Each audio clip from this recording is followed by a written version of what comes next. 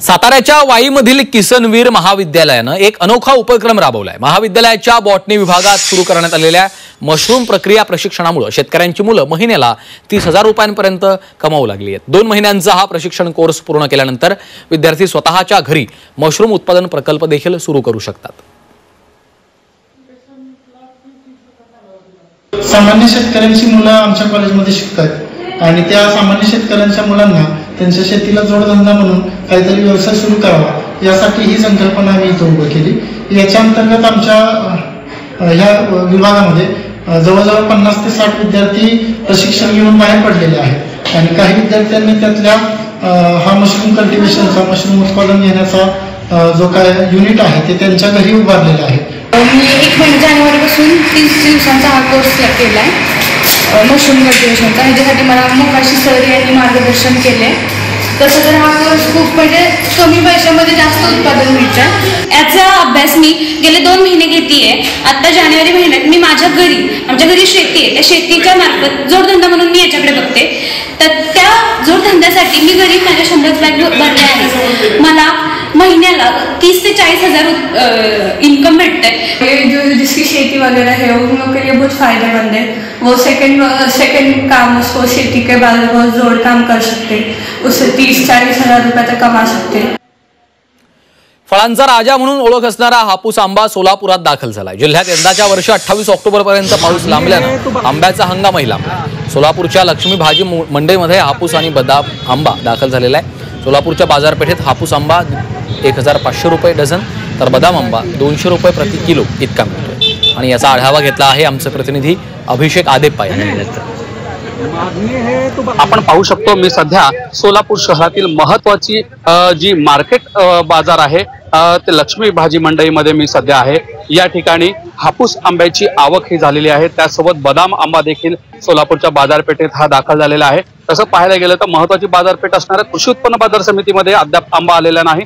मात्र काही व्यापाऱ्यांनी वेगवेगळ्या ठिकाणावरून आंबा हा मागवलेला आहे। काही व्यापारी हे आपल्या सोबत आहेत। दादा, कशा पद्धतीच्या आंब्याची आवक आहे?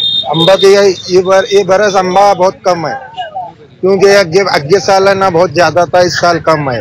ये क्योंकि हम बाहर से ला रहे हापूस, ये बादाम है कर्नाटक का, इसलिए ये है ना 1,000-1,500 रुपए में डजन बेच रहे हैं। या वर्षीचा पहिला आंबा समोर पाहते।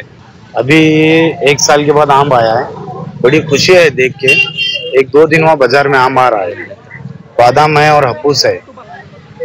वैरायटी अभी आने वाला है, अच्छा माल आ रहा है। अभी हापूस और बादाम आम है। कोणत्या भावामध्ये तुम्हाला आंबा मिळतोय आणि काय अपेक्षा असणार आहे? अभी हे बघा, बादाम बिक रहा 240 रुपये किलो और हापूस ले रहे 1400 रुपये पेटी। 1400 रुपये एक डजन का पेटी आ रहा है। आंब्याची जी मागणी आहे वाढत आहे, मात्र तसा पुरवठा होताना दिसून येत नाही। कॅमेरामॅन अनिल कांबळेसह अभिषेक आदेप्पा, झी24 तास, सोलापूर। वाशिमच्या कुपटा गावातील एका शेतकऱ्याची कृषी विज्ञान केंद्रानं फसवणूक केली आहे। या शेतकऱ्याच्या शेतात लावलेल्या लिंबाच्या झाडांना इडलिंबू आलेत। शेतकऱ्यांना 5 वर्षांपूर्वी कृषी विज्ञान केंद्रातनं लिंबाची 385 रुपये विकत घेतली होती। मात्र जेव्हा झाडाला फळ आली तेव्हा ती लिंबू नसून इडलिंबू असल्याचं दिसून आलं। त्यामुळे फसवणूक केल्याप्रकरणी शेतकऱ्यांना तक्रार दाखल केली आहे, तर नुकसान भरपाईची देखील मागणी केली आहे।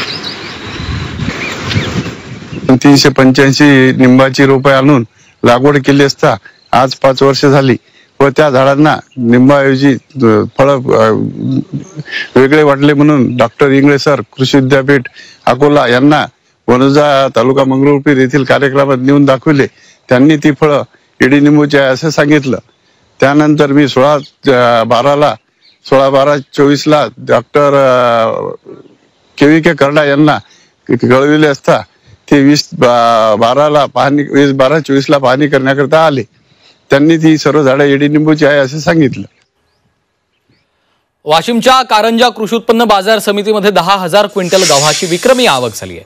3 दिवसांपूर्वी 9,000 क्विंटलची आवक झाली होती। कारंजा बाजार समितीमध्ये गव्हाला 2,835 रुपयांचा दर मिळाला, तर वाशिमच्या बाजार समितीत गव्हाला उच्चांकी 2,775 रुपये दर मिळाला आहे।